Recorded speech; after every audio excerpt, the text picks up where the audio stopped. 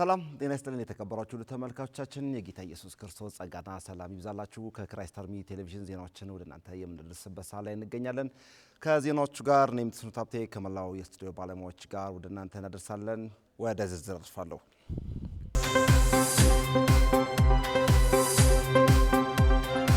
ገናናው ኢየሱስ በሚል ርዕስ በነብይ ጩፋ የተጻፈው መጽሐፍ የካቲት 1 2018 በክራይስት አርሚ ዓለም አቀፍ ቤተክርስቲያን ተመርቆ ለንባብ እንደሚውል ተገለጸ።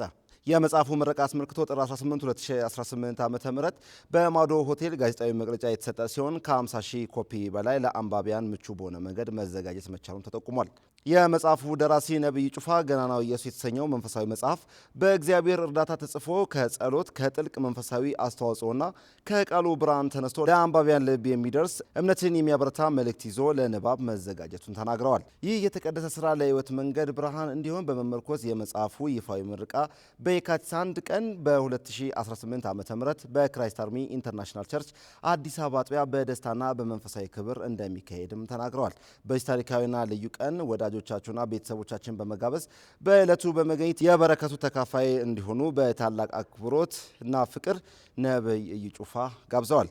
የምረቃው ስነ ስርዓት የሚካሄደው በክራይስት አርሚ ኢንተርናሽናል ቸርች አዲስ አበባ አጥቢያ የካቲት 1 2018 ለተውድ ከማዳው 2 ሰዓት ጀምሮ የሚካሄድ ሲሆን በቅርቡም ኢየሱስ ይመጣል በሚል ርዕስ የተዘጋጀው መጽሐፍና የአማኙ ማህበረሰብ የእምነት እንቅስቃሴ የሚያበረታታ ተጨማሪ መጽሐፍ ለአንባቢያን እንደሚያደርሱ ጋዜጣዊ መግለጫ በሰጡበት ወቅት ተናግረዋል። ገናናው ኢየሱስ የተሰኘው መንፈሳዊ መጽሐፍ በእግዚአብሔር እርዳታ ተጽፎ ከጸሎት ከጥልቅ መንፈሳዊ አስተዋጽኦና ከቃሉ ብርሃን ተነስቶ ለአንባቢያን ልብ የሚደርስ እምነትን የሚያበረታ መልእክት ይዞ ለንባብ ተዘጋጅቶ መጨረሻ ደርሷል።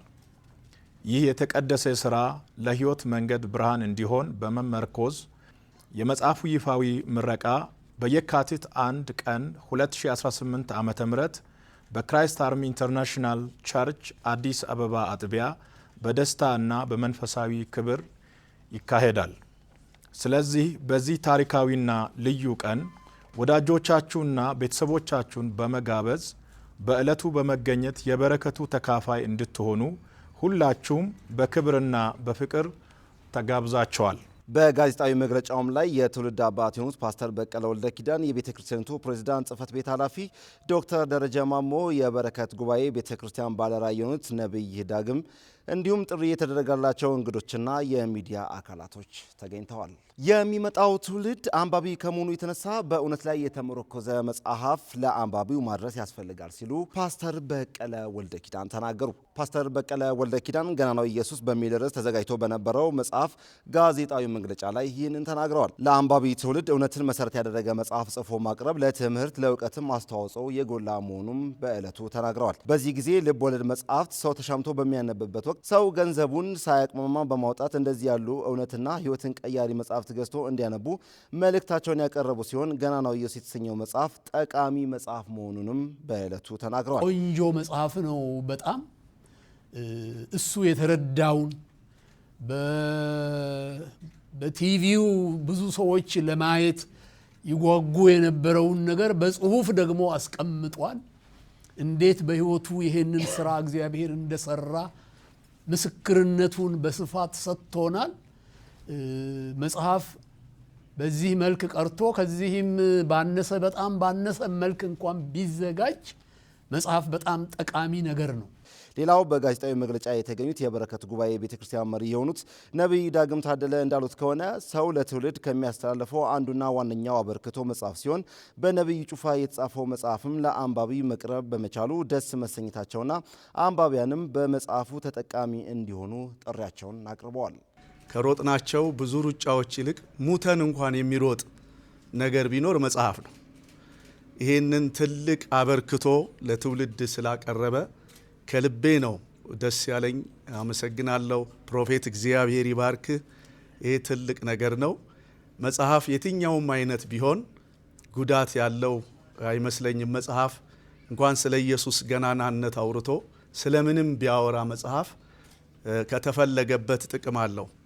ስለዚህ እድለኞች ነን። ይህንን የምንጠቀም የምናነብ ሰዎች የክራይስት አርሚ የዓለም አቀፍ ቤተክርስቲያን ባለፉት 13 ዓመታት ውስጥ ከ1 ሚሊዮን በላይ ለሚሆኑ ሰዎች በወንጌል ደርሳለች። የክራይስት አርሚ የዓለም አቀፍ ቤተክርስቲያን ፕሬዝዳንት ጽሕፈት ቤት ኃላፊ ዶክተር ደረጀ ማሞ ገናናው ኢየሱስ በተሰኘው መጽሐፍ በተሰናዳው ጋዜጣዊ መግለጫ ላይ የተናገሩ ሲሆን ቤተክርስቲያኒቷ ባሏት 3 አጥቢያ ላይ በአዲስ አበባ፣ በሻሸመኔ እንዲሁም በወላይታ አጥቢያ አማካኝነት ከ1 ሚሊዮን በላይ ለሚሆኑ ነፍሳት በወንጌል ደርሳለች ብለዋል። ቤተ ክርስቲያኒቷ ከ10 ሺህ በላይ ምዕመን ያሏት ሲሆን ከ120 በላይ ቋሚ አገልጋይና ሰራተኞችን እንዳላት በመናገር ከመንፈሳዊ አገልግሎት ጎን ለጎን በማህበራዊ ጉዳይ ላይ በንቃት ተሳትፎ እያደረገች እንደምትገኝም ገልጸዋል። አጥቢያዎች በማካተት ባለፉት 13 ዓመታት ወደ ሚሊዮን የሚደርሱ ሰዎችን ለመድረስ ሞክራለች በወንጌል። ከዚህም አንጻር በአጠቃላይ ቤተክርስቲያናችን ከተሰጣት ማህበራዊ አገልግሎት ግዴታዎች ተጨማሪ የወንጌልን ስራ እየሰራች የምትገኝ ቤተክርስቲያን ናት። ክቡራትና ክቡራን ተመልካቾቻችን ለዕለቱ ወደ እናንተ ያደረስናቸው ዜናዎች ይመስሉ ነበር። ከቀሪ ከክራይስት አርሚ ቴሌቪዥን ፕሮግራሞቻችን ጋር መልካም ቆይታ ተመኘን። ዜናዎችን በማቅረብ እኔም ተስኖት ሀብቴ ከመላይ ስቱዲዮ ባለሙያዎች ጋር ወደ እናንተ አደርሳለሁ። መልካም ቆይታ።